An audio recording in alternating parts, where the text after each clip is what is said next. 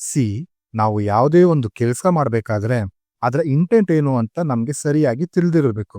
ಇಲ್ಲ ಅಂದ್ರೆ ನಾವು ಮಾಡಿರೋ ಯಾವ ಕೆಲಸನೂ ಕೂಡ ಯಶಸ್ವಿ ಆಗೋದೇ ಇಲ್ಲ. ಇಲ್ಲಾಗಿರೋದು ಕೂಡ ಅದೇನೆ.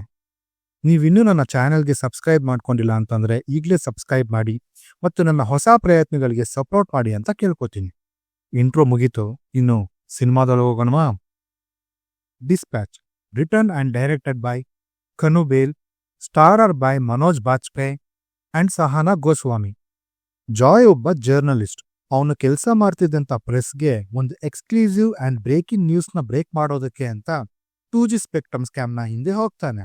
ಈ ಜರ್ನಿನಲ್ಲಿ ಅವನಿಗೆ ಏನೇನ್ ತೊಂದರೆಗಳಾಯ್ತು, ಈ ಸ್ಕ್ಯಾಮ್ನ ಮಾಡಿದವ್ರು ಯಾರು, ಮತ್ತು ಈ ಜರ್ನಿನಲ್ಲಿ ಅವನಿಗೆ ಸಕ್ಸಸ್ ಸಿಗ್ತಾ ಇಲ್ವಾ ಅನ್ನೋದನ್ನ ನೀವು ಸಿನಿಮಾ ನೋಡಿನೇ ತಿಳ್ಕೋಬೇಕು. ಯೂಶಲಿ ನನಗೆ ಮನೋಜ್ ಬಾಜ್ಪೇಯಿ ಅಂದ್ರೆ ತುಂಬಾನೇ ಇಷ್ಟ. ಯಾಕೆಂದ್ರೆ ಅವರು ಕೂಡ NSD ಇಂದ ಬಂದವರು and one of the finest actor.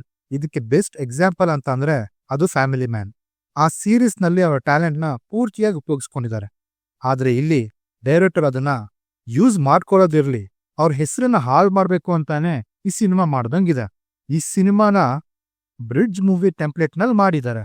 ಅಂದ್ರೆ ಆ ಕಡೆ ಕಮರ್ಷಿಯಲ್ಲೂ ಅಲ್ಲ, ಈ ಕಡೆ ಡಾಕ್ಯುಮೆಂಟ್ರಿನೂ ಅಲ್ಲ. ಇದನ್ನೇ ನಾನು ಶುರುನಲ್ಲಿ ಹೇಳಿದ್ದು. ನಾವ್ ಏನ್ ಮಾಡ್ತಿದೀವಿ ಮತ್ತು ಯಾಕೆ ಮಾಡ್ತಿದೀವಿ ಅನ್ನೋದು ನಮ್ಗೆ ಪೂರ್ತಿಯಾಗಿ ಕ್ಲಾರಿಟಿ ಇರಬೇಕು. ಇನ್ಫ್ಯಾಕ್ಟ್ ಟ್ರೇಲರ್ನ ನೋಡ್ದಾಗಲೇ ನನಗೆ ಆಶ್ಚರ್ಯ ಆಗಿತ್ತು, ಇಷ್ಟು ಕೆಟ್ಟ ಸಿನಿಮಾನ ಯಾಕಪ್ಪ ಒಪ್ಕೊಂಡ್ರು ಅಂತ. ನ್ಯೂಡಿಟಿ, ಸೆಕ್ಸ್, ಬೇರೆ ಆಸ್ಪೆಕ್ಟ್ ಸಿನಿಮಾದಲ್ಲಿ ತುಂಬಾನೇ ತುಂಬಿಸಿದಾರೆ. ಪಾತ್ರಕ್ಕೆ ಡೆಪ್ತೇ ಇಲ್ಲ. 2G ಸ್ಕ್ಯಾಮ್ ಅಂತ ಹೇಳ್ತಾರೆ, ಅದನ್ನ ಪ್ರಾಪರ್ ಆಗಿ ಕ್ಲೋಸ್ ಮಾಡೋದಿಲ್ಲ.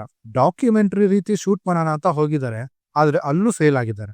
ಕ್ಲೈಮ್ಯಾಕ್ಸ್ ಪ್ರಾಪರ್ ಆಗಿ ಎಂಡ್ ಮಾಡಿಲ್ಲ. ಬೋರಿಂಗ್ ಸ್ಕ್ರೀನ್ ಪ್ಲೇ ನಮ್ ಪೇಷನ್ಸ್ ನ ತುಂಬಾನೇ ಟೆಸ್ಟ್ ಮಾಡುತ್ತೆ. ಓವರ್ ಆಗಿ ಹೇಳ್ಬೇಕು ಅಂತಂದ್ರೆ ಸಿನಿಮಾ ಕೆಟ್ಟದಾಗಿದೆ.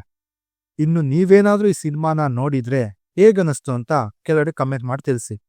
ಇನ್ನು ನೋಡಿಲ್ಲ ಅಂತಂದ್ರೆ ನೋಡೋಕೆ ಹೋಗ್ಬೇಡಿ, ನಾನು ರೆಕಮೆಂಡ್ ಕೂಡ ಮಾಡಲ್ಲ. ವಿಡಿಯೋನ ಮುಗಿಸುವಂತ ಸಮಯ ಆಯ್ತು.